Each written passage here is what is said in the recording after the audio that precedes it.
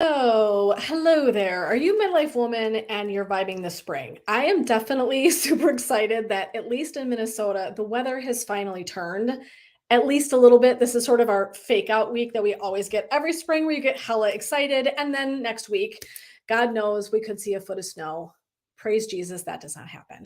But as a midlife woman, we go through sort of seasons, right? And so you often hear the stages of our journey defined that way. And if you're a woman that's leaning into that midlife station and you'd like to maybe have a spring version versus the winter version, right? Awakening versus crisis. And that is actually what I do. And so stay with me today. I'm going to introduce myself and talk a little bit about unlocking the keys to having a revolutionary midlife. So if you're new here, my name is Jen, the founder and owner of Laughing Lotus Wellness, and I am a revolutionary midlife coach. And what I do is I help women. My chair is sinking.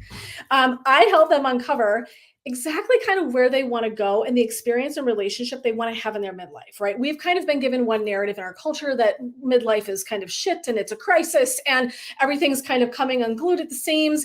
And we're becoming irrelevant as women and as beings in this season of our lives. And I have always been about giving ourselves permission to begin again, because I think it's one of the most powerful tools we actually have at our disposal. And that's one of those things that I learned after providing psychotherapy for over 20 years. So if you're new here, if you're signing in, please say, hey, let me know who you are, because through StreamYard, sometimes I don't get to see your names. But if you're in here and you want to say, hey, please do. I'd love to know who is joining me today. But I just want to talk about this idea of kind of unlocking the keys to midlife and telling you that where am I coming from, right? So I feel like there's so many people out in the world offering coaching services and things like that, life coaching, all that, and that kind of gets kind of mucked up, right? Like, well, what's your background? Where have you been? Who are you? And so I want to speak a little bit to who I am, where I've been, and then we're going to slide right into unlocking some of these keys of midlife. So I am a veteran psychotherapist. I did traditional psychotherapy for over 20 years. I've been coaching now for years. And so I just kind of morphed my business. And I'm going to speak in a little while as to why, because that's a really good story. And it tells you a little bit about who I am and where I've been. And so that's kind of a piece of the background that I'm coming in with. So I have a deep, steeped experience in the area of psychology. And so that's kind of where I came from. And then I just went out and I got all these different certifications and things I was really passionate about. But it really kind of began with yoga. And in yoga, meditation is my very favorites. That's one of my very favorite things of all time to teach people. I love it so much. There's really cool, powerful healing things associated with meditation that I think we can kind of miss if we don't know better. And I also love energy work. So we might even slide into just a little bit of that today. We'll see how time permits. So that's a little bit about who I am and kind of how I'm showing up today. But what I really do is offer women the experience of empowered decision making in this season of their lives. And so that's the work that we do, is figure out where you've been, where you want to go, unlearning and relearning the next kind of steps of our lives, right? So it's really, really fun work. It can be challenging work, but it's beautiful. And so really my clients come in and they're ready to hit the ground running. They're tired of kind of being where they are in midlife. They're like just kind of exhausted and feeling a little bit like they need direction. And maybe they've tried a whole bunch of stuff and they got here and went, it's still not working. What's wrong? So, and that's a piece of the story that I will tell in a little bit for one of my clients today. But we're going to talk about unlocking. And what does that mean? So in midlife, one of the things I think we're doing is we're reconfiguring our relationship out from this perspective. Where am I? What do I want to do? And unlocking just means creating another awareness about the journey that you're having. So we're going to talk about some of the things that I have deemed in my coaching career, my psychotherapy career. What are things that are kind of pivotal elements that we might not necessarily know we want to watch for and look for and lean into?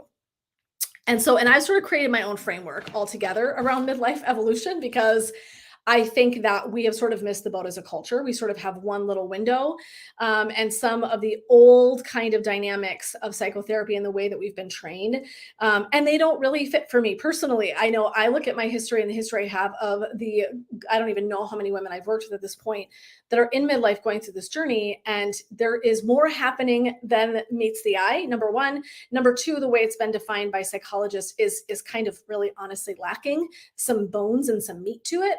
And so I went in and I was like, hey, what's really happening when we're in midlife? What's really going on? And how can I harness this season and have a different relationship and experience with it rather than the one that I think I've been doled out? So we're going to talk today about unlocking those pieces. So, some pivotal key elements to unlocking midlife. And this is my experience, my journey, my professional experience with the people I've worked with. Um, One, connection and intimacy, which is actually one of the most pivotal things that midlife women and people, but not to be unfair, right, kind of lean into. All of a sudden, we're like, you know what? Intimacy and connection is pretty freaking important. And the reason this one really resonates for me in a million ways is one, as I have aged, this is something that's very important to me, and the depth of it's very important to me. So it's not just that I've got connections, I've had connections my whole life. We all have. It's about the level of intimacy of it, it's the depth of it, and to me, it's like, that's the only kind of relationship I'm really interested in anymore. I'm not interested in these shallow, short, sweet, that's just really not my thing. Yes, I have friends of every variety. Are all of them as super duper close as the next? Not necessarily, but I definitely know that I value and spend time and energy in a different way than I did when I was probably in my 20s and 30s, starting to really dive into that and go, oh, you know what? This is really important for me. I really value this piece. And so that's something that I think is so crucial, that what we're really looking for at this stage of our lives is depth. We've been a lot of places. We've had relationships. We've known a lot of people at this point in our lives. And we're kind of like, you know what? I kind of feel like I want something that's a little more deep. It's a little more profound. And it feels more connected. So it's interesting. I was talking about this with a healer that I work with on a regular basis. And she was like, you know what? I'm like, what? She said, I could have had more connection. And that might have deepened my journey personally. And I was like, damn, Gina, I was impressed. I did not expect that coming from someone who's been doing healing for so long. And what I think is so beautiful about what she's getting at is that we're always uncovering parts of ourselves. And I feel like this is a piece of spring, right? When we're talking about spring, it's really just a like, hey, I get to renew myself. I get to renew my ideas, my mindset, the way that I approach life. Every single thing can be, we can do this all the time, by the way. We don't have to like wait for an actual season. But what I want to invite you to do is to imagine that you get to kind of recommit and reconnect yourself in a different way. That's what revolutionary midlife is. It's really just reconfiguring the way that you're showing up to it all the time. You just get to reinvent it. You don't have to sit in one lane and stay there and park your car. Like, you can keep going and move over as many times as needed to make those adjustments that feel more congruent to who you are and your journey and what you want to achieve. So that's one. So connection, intimacy, huge. So trusting in yourself, trusting in something bigger than you. Now, I am going to talk about spirituality for a minute, and this is because this is the way that I see things. So if you were going to work with me anyway, wouldn't be like a really fun Jack in the Box thing where all of a sudden sprung out, it was like spirituality, and you'd be like, what the hell? So I am really honest about this with people, is that this is a really huge piece for myself, and the way that I have navigated midlife and my journey here is through trust, but trust not just through myself, which is huge, knowing that I kind of know the way and knowing that if I don't, I'll figure it out. Right. So by this point in my life, I've had a lot of like reconfiguring of how to do. I've had to shift lanes quite a bit. And I know now that I know how to do that. And I will find the answer even if I don't have it sitting right in front of me, right? So there's just this ready kind of trust that we have with ourselves, very, very important. Yes, you have a relationship with yourself. If you don't have one or you don't feel like you have one, let's get on a call, because that's a thing. And so you want to have that relationship with yourself, and you want to know trust. And so one of the things that we can develop trust in is spirituality, something bigger than ourselves. I'm not talking religion. So if you're sitting here like, Jen, I'm not a fan of religion. Cool. You don't have to be. Spirituality is just something where you might imagine there's something bigger than you, or that you have a relationship with something that's kind of a divine source. It could even be nature. It could be a goddess. It could be Jesus. It could be any single thing that really like winds your crank and you feel beautiful about. That's kind of like that connection, really huge, right? And so that's a huge piece that we can lean into, because when we have challenges, and we will, midlife has them coming at us, we're going to want to have that capacity to really trust and lean into that space. So it's something that you want to develop. If you don't have it, a big deal, right? So we want to develop connection and intimacy. We want to develop trust. We want to develop accountability. So this is a really big thing. So this is really fun. So yesterday I was having a coaching client call. We're doing our work, and she goes, so we're talking about our work together. And she goes, yeah, I do often get clients that have actually done some personal work, and then they land with me. So they've like kind of already done personal development. They've done some psychotherapy. They've done like, that's kind of the gist, is that people kind of have done some stuff and then they land with me, which I love. So she was like, yeah, I'm not going to see my therapist anymore, because all she does is sit in the fields and like not really in like not dismissing her, but she's like, she's not having me do work. She's nice, she's kind, but she's doing that therapist thing that really isn't going to help me. And so I would rather work with you, because you have that background, but you're also giving me work to be doing consistently to grow myself. So you're like, here's a meditation, here's a process to try, here's an energy tool. So you're getting kind of all of that psychology background, but you're also getting this definite energetic component that is huge. And that's a big piece of your healing, which I'm going to write on my sticky note right here, energy, because this kind of work actually kind of elevates everything you do. And so we were just, it was just cute how she was talking about her therapist, because I used to be one, and I'm not dismissing psychotherapy. Psychotherapy is a really powerful tool. So I'm not saying that it isn't and that you shouldn't do it. That is obviously, I still think that's sacred work, but I will tell you, it does have some limitations. And so this is a piece of what I think morphed for me as I leaned out of my traditional psychotherapy practice and into kind of more of a coaching and healing modality, was realizing that the component that's really missing for many of us is energy work. So what I like to talk about, and we're going to like just segue for a sec, this accountability, right? So when she shows up and does her work, I'm readily giving her work to be doing. And then I'm going, how's that going? How's that working for you? I know someone well enough to really call it out and call a spade a spade. And to be honest with you, I think I had a coachy vibration even as a therapist, where it was like, let's work on this. Let's talk about that. How's that working for you? Right. Because so much of the work that we're doing, yes, is internal and emotional and thought process and all of that. And we're going to do that work, but also it comes down to shifting what we do and our actions, right? There's so much about this that's action related. And so, and I don't want to just say behavior, because I think behavior kind of even cuts it short. It's a bigger decision and it's a bigger process that we're having to say, oh, okay, I get it. So it's not just the way that I see the world, which is super important. That's where a lot of this begins, but it's going to be what I do with it, which is really pivotal. So that was a piece that I think I spent more time kind of talking about in my therapy practice than maybe some other practitioners. And it's just a style difference. It's not a right or wrong, broken kind of thing.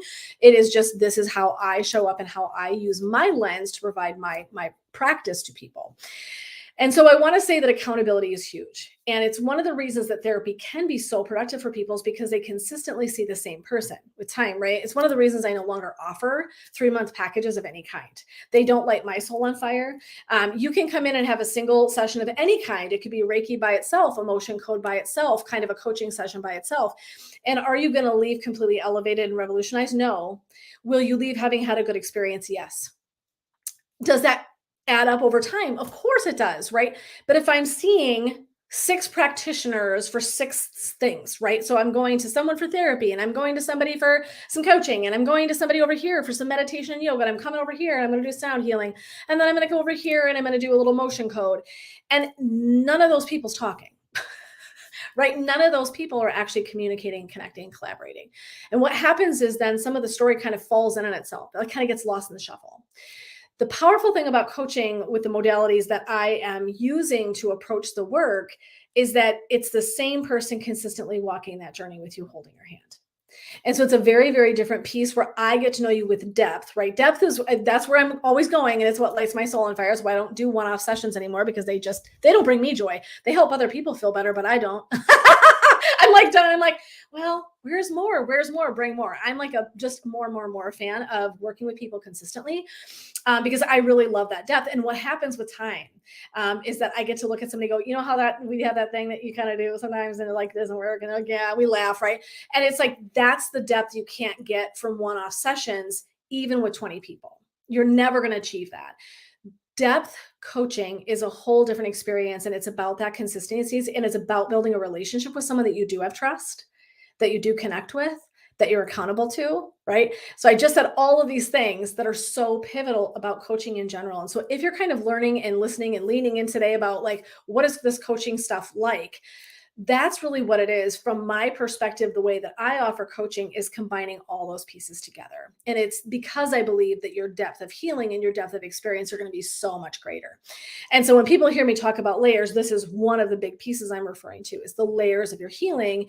We want to attend to all the layers that you're made up of. And we also want to layer your healing modalities, because you're going to have the biggest and most profound experience. Okay, so let's talk, right? The other piece that I think is a key is integration time. And if you'd asked me years ago, I'd have been like, what the hell are you talking about? This is one of those things I created as a insight from doing the work. And what I mean by that is integration time. As we grow and learn, a piece of midlife, and we've talked about this abundantly, but I'm going to say it again, is unlearning, right? So a lot of midlife for women is unlearning the conditioned things we've experienced, the things we've been told, the things we've been taught. And so what can happen for us is we're unlearning a lot of stuff. We're unpacking, unraveling. I actually really like that language. I use that language a lot with my coaching clients. We're unraveling and finding deep awareness about how we got to where we are. And what we want to do is, as we relearn, when we're unraveling and unpacking things and then bringing new content in, when you unpack, you make room. So I want you to imagine, right? And so I'm not picking on anyone, but I just want you to imagine a house full of stuff. Okay. And somebody wants to come in and do feng shui. What they're doing is they're making space. Stuff has energy. So literally it is stored in our bodies, but also stuff has energy, right? So if I think about going into a home, and of course, some of us probably instantly, our minds went to like the show Hoarders, but you can imagine that if my home is full of stuff, it's taking up room. And what happens is that means we have less room to bring new shit in, right? So this is really a pivotal thing to make sense of it. It's exactly why I do the work in the order that I do it. When I unpack, unravel, take it out, unpack it, look at it, figure it out, remove it, go and do some energy work to release and remove some of those blocks and those things that you've been holding, because that's really typical. I haven't met a person that didn't have a heart wall. I haven't met a person that didn't have some stuck emotions and blocks that are kind of riding around their bodies. And that's really where emotion code comes in so handy, things like tapping. And so what I do is I'll go in and I'll kind of combine a bunch of things together to really kind of deepen even that experience. So emotion code isn't standalone. It's adding in other layers of healing experience that I have gleaned from my work that I think are super powerful. And so you want to go in and you want to be able to remove that to make space for new things to come in. Right. So it's just a kind of a way to imagine how I'm doing the work and why I'm doing it the way that I am. And so integration is slowing things way down to give yourself permission to actually integrate what's happening for you. And I don't know that I thought twice about this until I got to be in my life, and probably, I'd say the last couple years, where I have been doing, of course, I always do my own stuff. I invest in, of course, healing modalities and things like that, coaching myself. And what I think I'm really finding is there is a perspective of time that you want to spend allowing yourself to be where you are and integrating this new idea, integrating a new way of experiencing the world, integrating a new lens, whatever perspective you like to use. That's what we're looking at doing. How can I do that? And so to me, that's really about that integrative space. And it's one of the ones we suck at because it's not working. It's not a doing behavior, it's a being behavior. And so this is one of those parts that it's like really super important that we understand, right? Like, why am I slowing down? What does it mean to integrate? Well, it means that you're taking it in and you're allowing it to sink and settle. If you've ever been to a yoga class, one of the things that I often encourage people for meditation or yoga classes is to sink and settle. And what you're really saying is you came here, you had a whole day or a whole experience, you got here and you got kind of the weirdies, right? You kind of got that like little like, ooh, I'm kind of hyped up and I kind of been rushing around and I had to get to my class and I almost forgot my yoga mat and then I forgot my water and then I got here, I slid right in on time and I parked my butt down and I'm supposed to go in and I'm supposed to do this whole thing, this whole experience, but I'm still kind of carrying around the energy that I came in from my day with, right? And one of the things when you say sink and settle, what you're doing is you're inviting people to slow things way the hell down. You're actually inviting them to take a moment of rest so that they can integrate the experience they're about to have. And so I love this idea of sinking and settling. And that's really what we're inviting your soul and your energy to do during integration. It's less doing and more being and allowing things to kind of sink and settle as we learn, as we shift and change. Super powerful component of your whole midlife journey is giving that permission. And rather than pushing, which we all like to do, we all know how to push, we all know how to like press into doing things that right, because it makes change and we feel like we're so much better if we do this.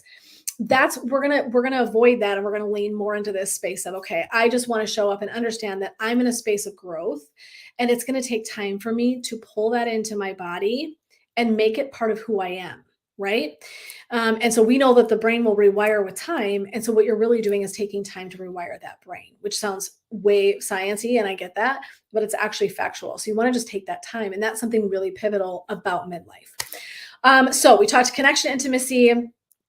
energy, accountability, trust, and integrated time. So that's about 5 things. I think, am I counting that correct? I don't know.